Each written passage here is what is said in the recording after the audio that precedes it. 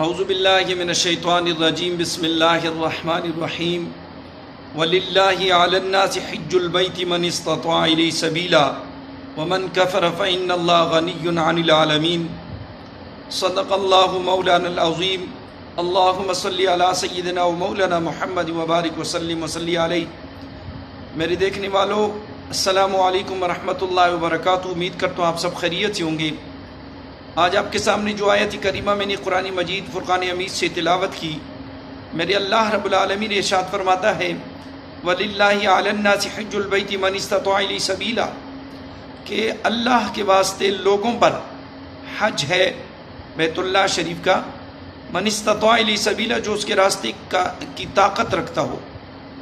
جو طاقت رکھتا ہو اس کے اوپر حج ہے بیت اللہ شریف کا۔ ومن کفر فإن اللہ غنی عن العالمین، اور جو انکار کرے تو اللہ رب العالمین تمام جہانوں سے غنی ہے۔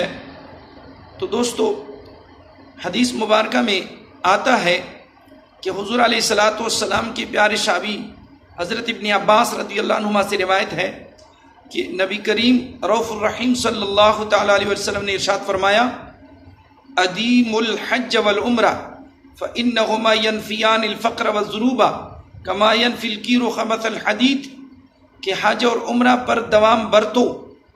حج عمرہ پر دوام برتو، کیونکہ یہ دونوں حج اور عمرہ یہ دونوں فقر اور گناہوں کو ختم کرتے ہیں، جیسا کہ دھکنی لوہا سے زنگ کو دور کر دیتی ہے۔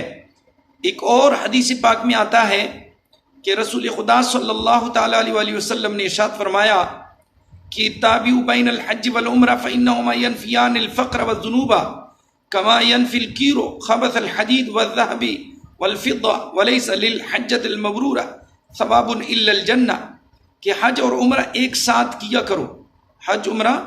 ایک ساتھ کیا کرو، کیونکہ یہ دونوں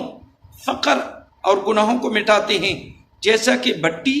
لوہا سونا چاندی سے زنگ ختم کر دیتی ہے، اور حج مبرور کا ثواب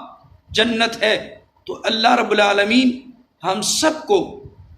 بیت اللہ شریف کی اور مدینہ پاک کی زیارت نصیب فرمائے، اور حج عمرے کی سعادت ہم سب کو نصیب فرمائے۔ آخر دعوانا ان الحمد للہ رب العالمین۔